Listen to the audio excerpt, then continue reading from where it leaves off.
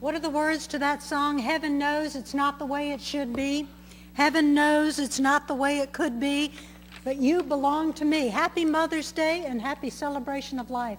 I'm one of the few people that listens to the lyrics of Donna Summer, so I was sort of tuning in. This is more of a jamming session and a celebration of life for Richard DiNoia. I'm glad you're here. I'm glad you've come to honor someone who I know as the voice of unity.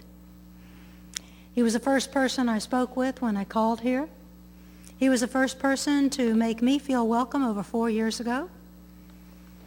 He was the first person that was able to look into my eyes and really speak his truth. So I celebrate Richard DiNoia. I celebrate him as a man of gentleness in my experience. And on behalf of Richard and Gail and Stephen and Dennis and all of the family of Richard, we celebrate the fact that you're here. You're not here only as witnesses.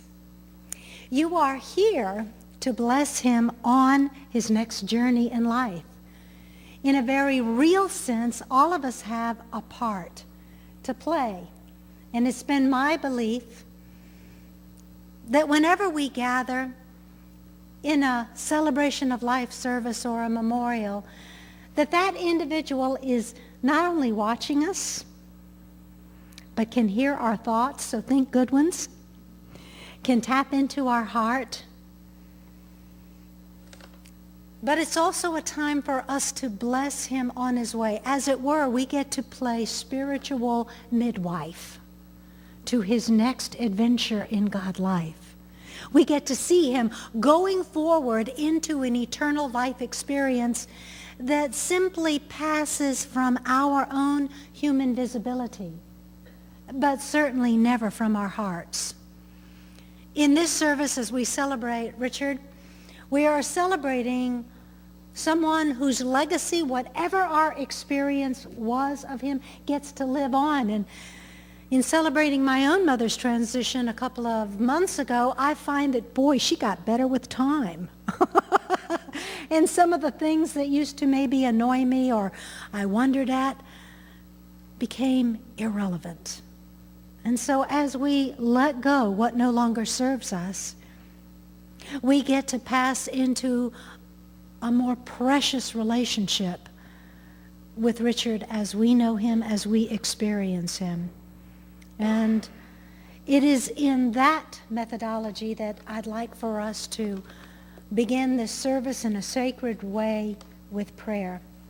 Let us pray. Almighty God, we acknowledge your presence and your power here in this place and in this space. We know that your loving Spirit is with us now. We know that the insight, the love, the intelligence, the power, and the passion that you expressed through Richard expresses through us. We invite your holy comforting presence, the open heart, the kindness, the unconditional acceptance of your being to bless Gail and Stephen and Dennis and all of these beautiful souls who knew and loved Richard as a father, as a lover, as a friend, as a grandfather, and as a great-grandfather. We do not bid him goodbye. We simply wish him Godspeed on his journey. It is through experiencing our oneness here in this sanctuary that we translate this oneness into our hearts that we experience with Richard. Guide us, instruct us, be with us as the pieces of this divine puzzle come together in an amazing way. It is through your comforting presence that our lives, our souls, our relationships are mended, and that bridges are built. These bridges that transcend time and space. In this consciousness, there never has been, nor there ever could be, a sense of separation. And in this truth may we find comfort. In this faith, we claim, affirm, and pray. Amen. Khalil Gibran, author of The Prophet, many mystical works, wrote this on death. He said, "If you would know the secret of death, how can you find it unless you seek it in the heart of life?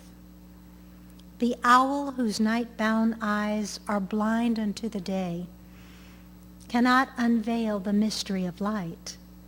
If you would indeed behold the spirit of death, then open your heart wide into the body of life. For life and death are one, even as the river and the sea are one. In the depth of your hope and desires lies your secret knowledge of the beyond.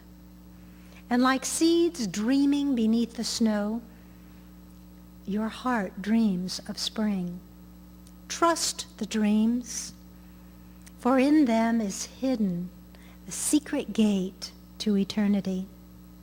The fear of death is but the trembling of the shepherd when he stands before the king whose hand is to be laid upon him in honor.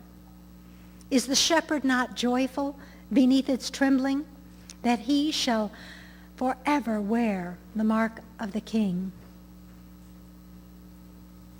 As we wish Godspeed to Richard, indeed that's what we're here to do, we will know that death is nothing more than the opening and the closing of the door. And it is in this peace that we can gain power as we say Godspeed to him. Jesus the Christ said, "In my Father's house there are many mansions. Were it not so, I would have told you. So I go to prepare a place for you, that where I am, you may be also." Jesus wasn't saying that from being a special, unique individual. He was saying that, in my view, as a testimony to what is available to each and every one of us. And that there are many mansions in which we dwell on this earthly life. And we connect with Richard, not only through memory, but through conscious claiming of our connection. We engage him on a more subtle level. But rest assured, the relationship that we have is eternal, as Gail can testify. I would invite you in the celebration of life to make your connection with Richard just as real and as lasting as it ever has been as you knew him in this physical presence. Let it be alive and tangible to your soul through your love, through your conversation, because it is when we converse from the heart that that which is real and eternal comes alive yet again.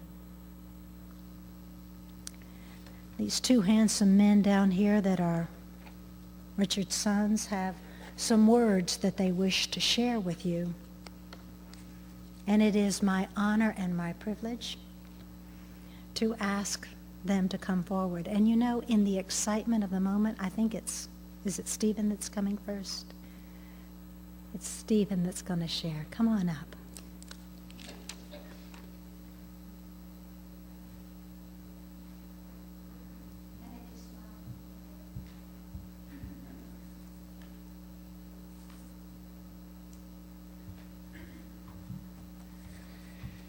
First, it was nice to see Amy brought her readers but I'm going to try and fake it and see if I can see this. I I've had the privilege through the United States Navy and corporate America to give so many speeches and presentations, and I don't like using slides. I don't like reading from things. My thought is this time I'm going to have to read it. But before I start, I want to share my mom in the last 4 days has reminded me the presence of my father. And today, I put my iPod on and I went for a run, and there was a song by Pearl Jam called Just Breathe that started. I couldn't remember why I'd heard that song before, but I had mentioned it to my mom even earlier in the week. There was something about this song that caught me. And this was I just started jogging a little. It's a slow song, and I listened through the entire words. And between my sweat and my tears, it got to the end, and the last statement is, nothing you would take, everything you would give, hold me till I die, meet you on the other side. Right there, I couldn't breathe. And then immediately following that, the theme song from Rocky came on. And I don't think I've ever ran faster, so if I fall down, it's because my legs have never taken me so fast and I'm tired. So what I wrote and I put together that I'd like to share is, I miss saying goodbye to my dad, but I saw him Wednesday morning for a brief moment with my mom at the final viewing. And I stood there looking at him with my mom. What hit me the most is how blessed I am to have his blood running through my veins. And there's many of us in here that have that physically as well as spiritually. And we all know and love my dad, and will always remember him for his genuine love. I want to share a few more gifts he gave to me personally. His unforgiving love allowed me to move away and never feel anything but love and support from a distance, allowing me to find the love of my life and be blessed with my two wonderful children, who I know are blessed as well to have his smile in their hearts. His unforgiving love spilled as well into my mother, my brother, and me today, so I stand here knowing truly two of my best friends are right here, my mother and my brother. And I say that, and for anybody, which the Nieboms and the Kilroys and others would know, especially family, if you saw my mother and I growing up, I don't think a day went by that we didn't fight about something. It was usually what I was supposed to eat that I wouldn't eat. But two more stories from a different era. One was, Dan, I shouldn't have to remember this. One was my dad would sit, and this was way back when he was smoking, and at the end of dinner, he would sit and he would light up a cigarette. And he gave Dennis and I these little candy cigarettes, and we would light them. And I won't mention who would get a little fussy about that. But I would say to this day, I have never smoked a cigarette in my life. And I wonder what a magical gift that was he gave to me. When I turned 18, my dad gave me what I think was the worst birthday present ever, and realizing it was one of the greatest. That was the day following my birthday, his first heart attack. That day, though, I saw a human with more will to live and more strength than any human being alive. And not trying to be humorous, but I would say as well, too, I can proudly say standing here, I have not eaten a hamburger in 30 years. So you can do the math, I'm 48. I'll be 49 very soon, though, Chad, so I'm still ahead of you. A few more memories that I would like to share. And these, so I didn't know my dad's name was Ralph until I was 28 years old.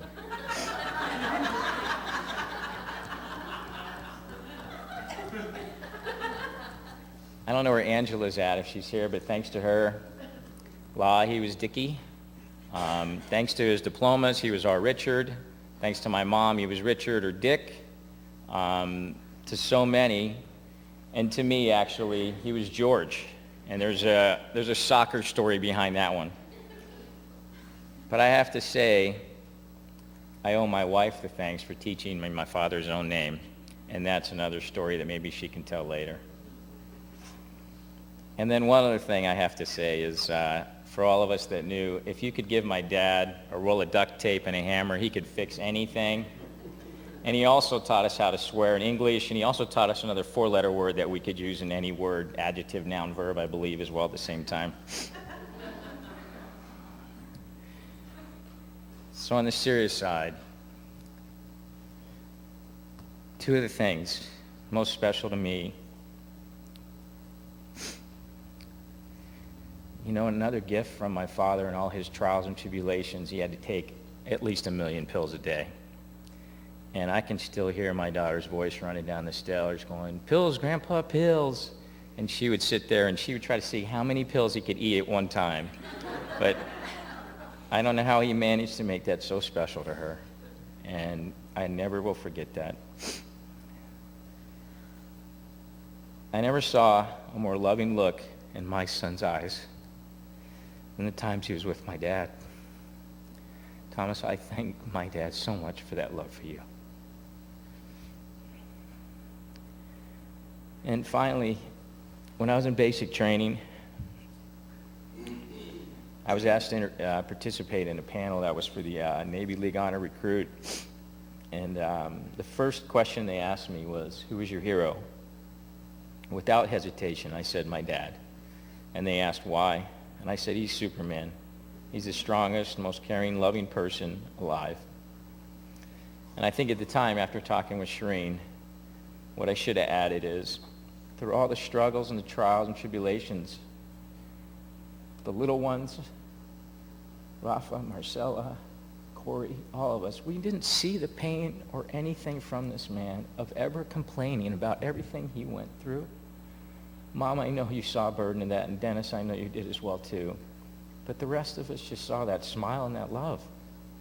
And it's just amazing. And my dad will live on in many of us in so many ways. And I just want to say, I love you, Dad. Thank you.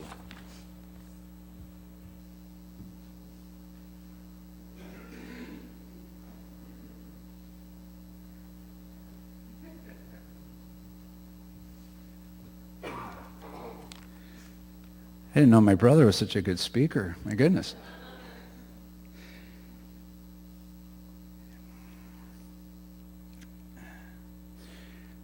There's so many different ways to honor my father. And since he's passed, I think I've learned the greatest lesson in my entire life in this past week. And I just felt like that was how to best honor him, was by just the gifts that he's given and who he was. And when I was with my oldest son's mom, we first were together and mourning his passing, and she said, your dad was the one who was always in the front line of everything he did. And if you think about a fish in the water, the fish never knows that it's in the water. It just swims.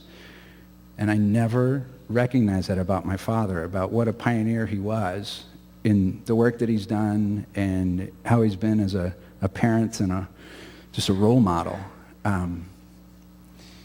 We moved here in 1969 from Pennsylvania, and when we got here, I don't know if he knew or not, but he had taken a job in South St. Petersburg in an elementary school, and he was the guidance counselor. And you have to think back to what times were like in 1969 in South St. Petersburg, and he was the white person on the campus.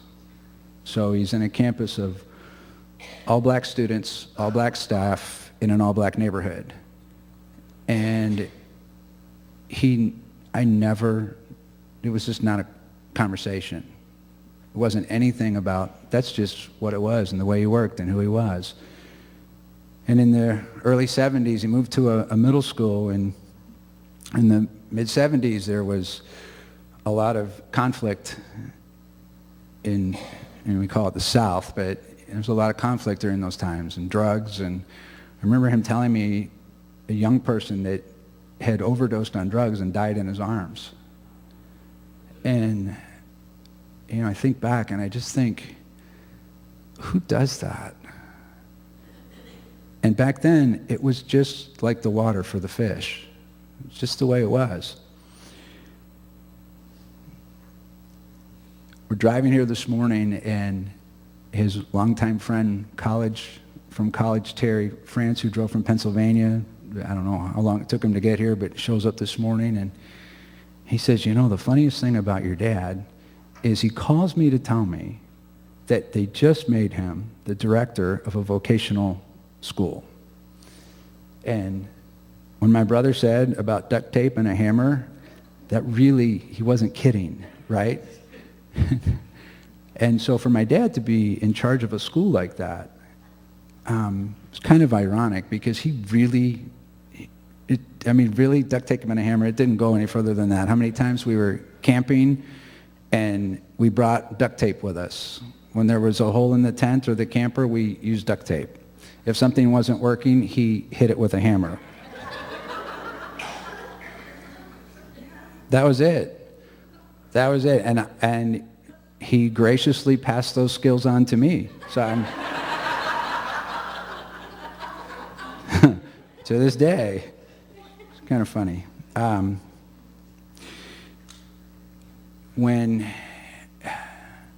Before we said that people were HIV positive, we said they had AIDS. And my father was one of the first people that I knew that did counseling for people that were HIV positive. And he did that in a way that was just so on the cutting edge.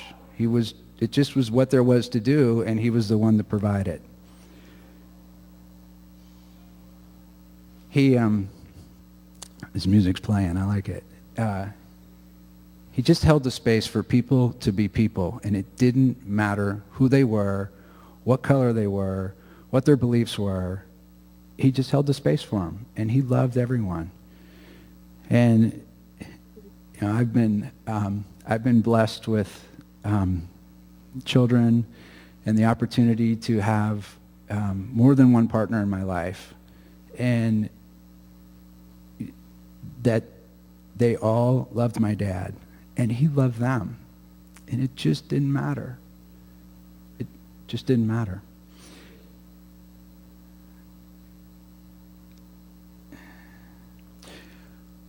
If you don't know, I'm a math guy, and 3 years ago, I wrote down some goals with my business coach, and when I was writing them, I just picked a date in the air. And I picked a date that was mathematically precious to me. And it was if you ever remember your Pythagorean theorem and the a squared plus b squared equals c squared, and if you're nodding your heads, and most of you are going, no, don't talk about that here. So one of those is the perfect triangles, and there's different relationships, but one of those was the numbers 5, 12, and 13, and if you do 5 squared plus 12 squared, it equals 13 squared. And so I picked that as my date for my 3-year goal. And today is 5, 12, 13. And it's completely amazing to me that here we are, and we're celebrating today on a day to me that has been up in my bathroom mirror and over my office desk for 3.5 years. And here we are. So, as I look at who he was a man that was ahead of his time. And he didn't do it for any other reason than that's just who he was. And it took me until this week to recognize that in him and answer a question that I've asked myself at least, I couldn't even tell you how many times a day over the last several years, and that is, what I do in my life, is this right? What I'm providing in education today, is this the right thing to do? Because it's not the normal way to do it. This week, that question got answered. I will never ask that question of myself again. So when the question comes, am I going to be on the cutting edge and stay there? Absolutely. This is how I honor my dad. And he truly was an amazing person. As you're going to hear, as you move into the fellowship hall, my 8-year-old, he said, Papa, I want to say something about Grandpa. And he calls him No, which is the Italian name for Grandpa. He said, absolutely. So when we have the opportunity to meet in the, we called it the brownie room because he saw there's brownies in there. So he wants to be the first one to express his love for his No. And he shared with me what he's going to say, and it's just precious. But knowing that an 8-year-old can find in his heart who my father was just an example of who he was. Just pure love. Pure, just, as you said, Elizabeth, he's the first person to just, when you met him, everything's all right. It's one of those people, there's just nothing ever wrong when you're around him. And even in his death, there's nothing wrong there. I want to share one last thing that was the last words that I heard my father say. Has a little bit of humor here, so if you can imagine a man that has as much passion and compassion for people, he also had a true capacity for how to use particular words in the English language. So he used to, well, I'm just going to tell you what happened. He, as I went to visit him in the nursing home, for about the last month or longer, he couldn't talk. And he would whisper, but you couldn't understand what he was saying. And when he first went in there, he was so angry about being in the nursing home. And how he expressed his anger was he was just miserable with the staff members there. He would throw things, and we would get phone calls, can you please calm your dad down? And we'd get on the phone, and absolutely happy to do it. But I heard him say 2 words, his last 2 words that were audible that I ever heard him say. And it was when the staff member came by and they took his lunch away from him. And he looked up, and all he said was, he said, dumbass. And he had no expression except the little corner of his mouth went up. And he was so satisfied with himself that those were his last words. And I thought, oh, just what an acknowledgement to, he couldn't say anything else, but that got out and it was clear as a bell. So for my dad to come full circle, to be as who he was, and to have his last words that I know that he said, be in a way just to acknowledge life, I just honor my father, and thank you.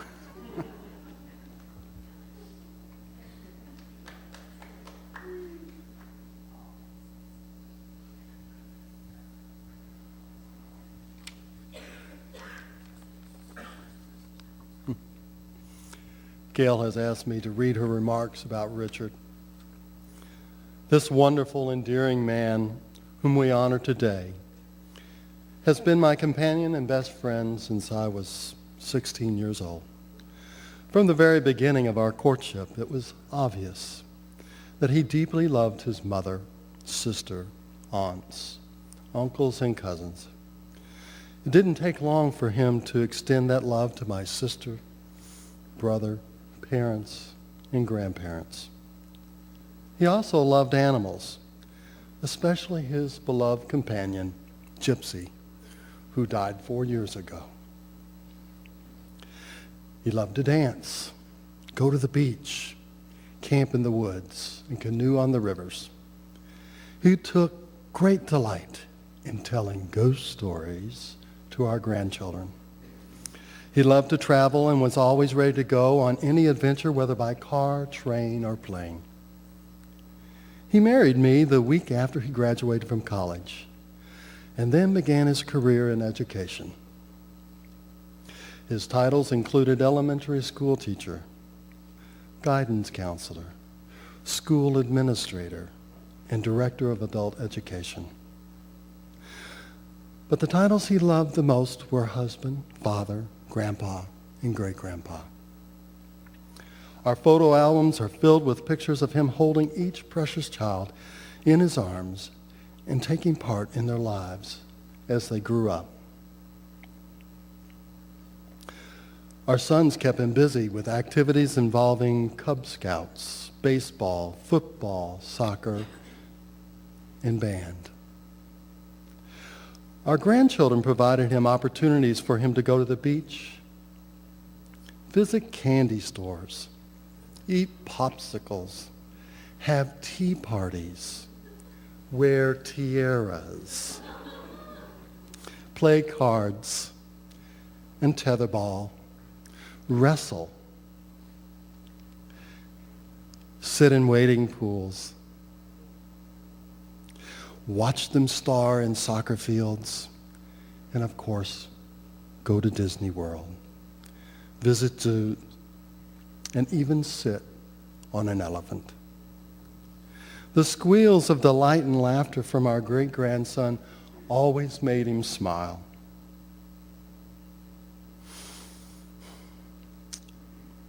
Throughout his life, this warm and loving man taught us all about unconditional love.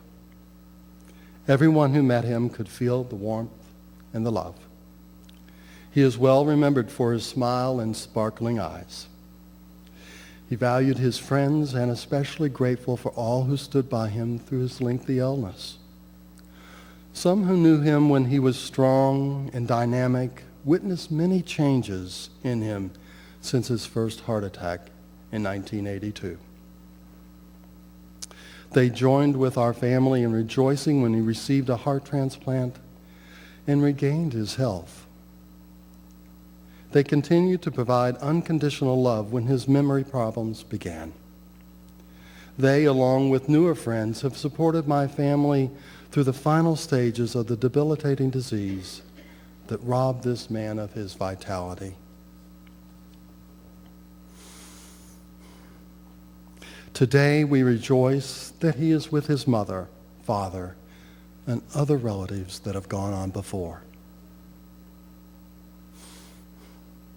We believe that all the dogs, cats, and other pets he loved in his lifetime are with him as well. Our youngest grandchildren know that he is now an angel.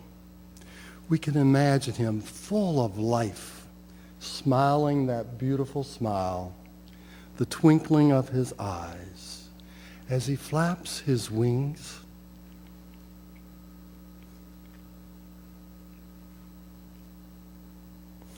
and surrounds us with unconditional love. We are so grateful for the time we had. He will always remain in our hearts. We love you, dearest friend, husband, father, grandfather, and great-grandfather.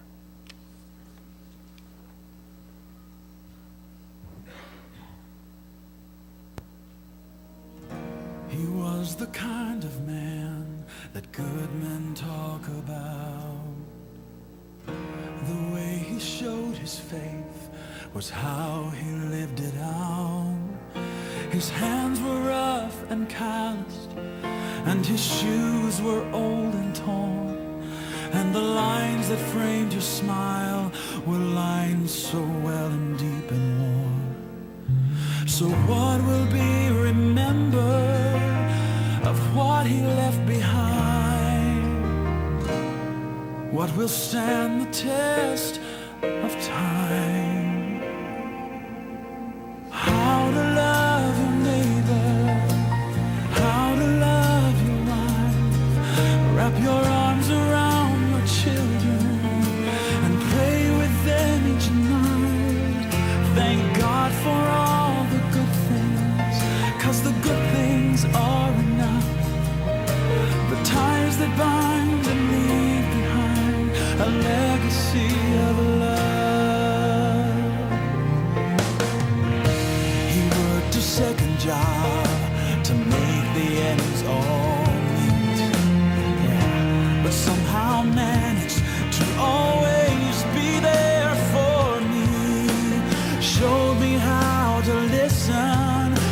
stand for what is right, and taught me all the things that really matter in this life. How to love your neighbor, how to love your wife, wrap your arms around your children and pray with them each night. Thank God for all the good things, 'cause the good things are enough. The ties that bind and leave behind a legacy of love. And as I look into the eyes of my daughters and my sons, I hope I've stood for something that they'll want to carry on. 'Cause life is far too short not to finally realize that it's long enough to make a difference in someone's life.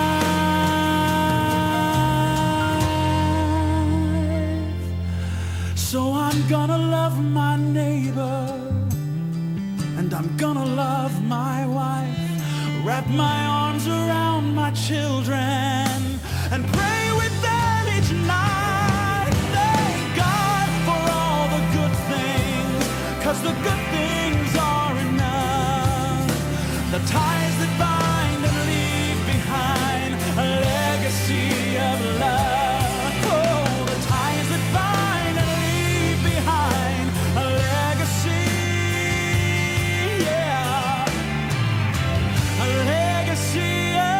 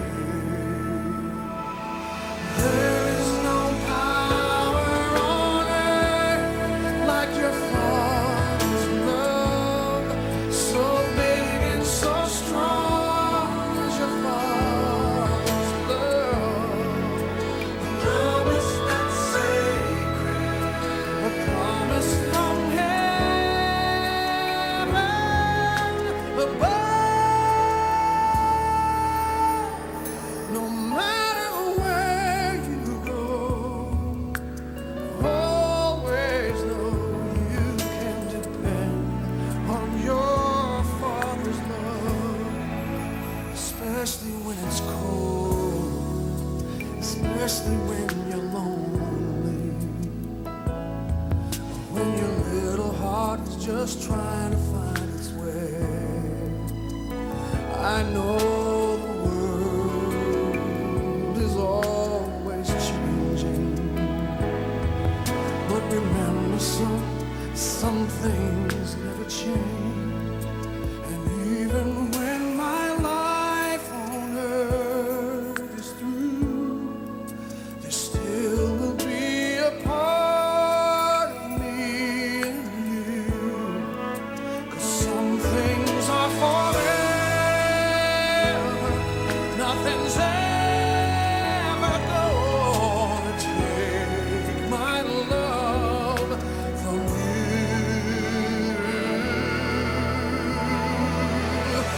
There is no power on earth like your Father's love, so big and so strong as your Father's love.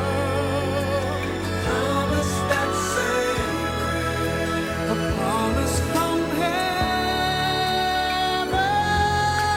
above.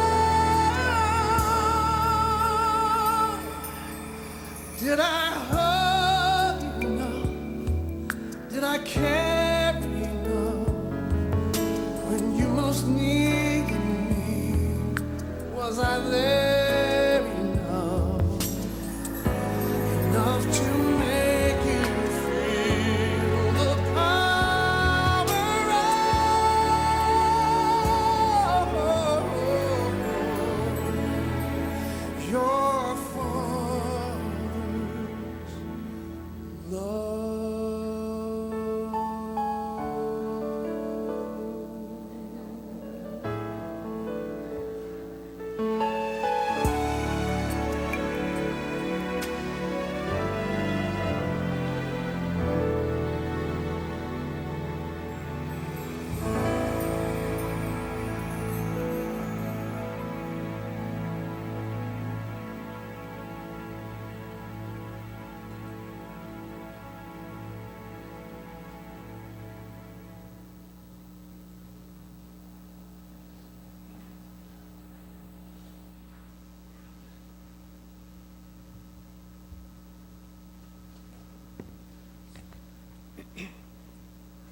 I appreciate your leaving my glasses. I was afraid you might take them with you and then I'd have a real problem. When, I knew Richard as Dick, so it'll go back and forth a little bit. I knew Richard as Richard, not Dick. So Gail was sharing with me about when he had his first heart attack. He also had a grand mal seizure.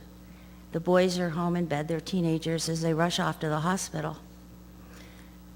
When they got there, the doctors told her that it was very serious. They weren't even sure if they'd be able to save him. She had to leave his bedside to go to the waiting room. So she prays the Lord's Prayer, and she prays the 23rd Psalm. She says, there has to be something else that I can pray that will help me through this. So she opened her purse, and there was a pamphlet there that had been there for a while. And she pulled it out, and it was exactly what she needed at that time. It was a poem written by James Dillett Freeman and entitled, I Am There. And it's my pleasure now to read it to you. Do you need me? I am there. You cannot see me, yet I am the light you see by. You cannot hear me, yet I speak through your voice. You cannot feel me, yet I am the power at work in your hands. I am at work, though you do not understand my ways. I am at work, though you do not understand my works. I am not strange visions. I am not mysteries. Only in absolute stillness, beyond self, can you know me as I am. But as a feeling and a faith. Yet I am here. Yet I hear. Yet I answer. When you need me, I am there. Even if you deny me, I am there. Even when you feel most alone, I am there. Even in your fears, I am there. Even in your pain, I am there. I am there when you pray, and I'm there when you don't pray. I am in you, and you are in me. Only in your mind can you feel separate from me, for only in your mind are the mists of yours and mine. Yet only in your mind can you know me and experience me. Empty your heart of empty fears. When you get yourself out of the way, I am there. You can of yourself do nothing, but I can do all, and I am in all. Though you may not see the good, good is there, for I am there. I am there because I have to be, because I am. Only in me does the world have meaning. Only out of me does the world take form. Only because of me does the world go forward. I am the law on which the movement of the stars and the growth of the living cells are founded. I am the love that the law is fulfilling. I am assurance. I am peace. I am oneness. I am the law that you live by. I am the love that you can cling to. I am your assurance. I am your peace. I am one with you. I am. Though you fail to find me, I do not fail you. Though through your faith is in me, is unsure, my faith in you never wavers. Because I know you, because I love you. Beloved, I am there. There is one more segment to this celebration of life for Richard or Dick. It was his request today that we close with a song. At the end of the song, Elizabeth will do a blessing. But I want you to understand that this is Richard's request. We've heard from everyone else, so we may as well include Richard in this service. There will be an opportunity for fellowship afterwards. Allow the family to leave first so they can get into and form a reception line so you'll be able to greet them. And there'll also be an opportunity for you to share your memories and thoughts as well. So I invite you to take a few moments. Remember the Dick or the Richard that you love, the life that he enjoyed, his family and friends, and the song will begin.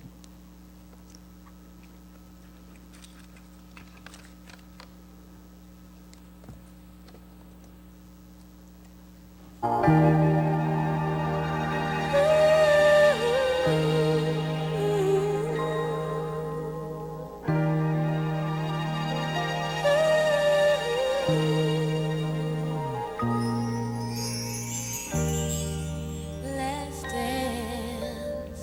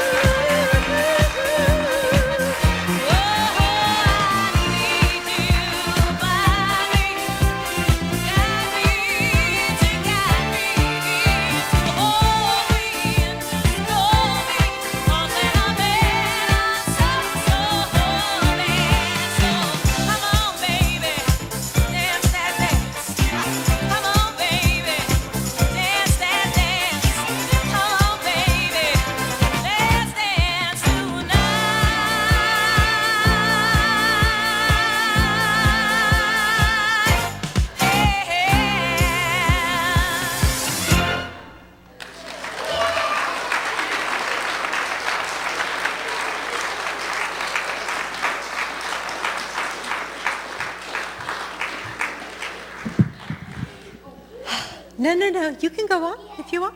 I just wanted to say, in this celebration of life, may the dance continue, and we know not only for ourselves, but for Richard and these precious, precious, precious beings that have a life of their own. The light of God surrounds you. The love of God enfolds you. The power of God protects you. And the presence of God watches over you. Wherever you are, God is, and all is well. And if you will let the family go, they're going to prepare to do a line dance in the fellowship.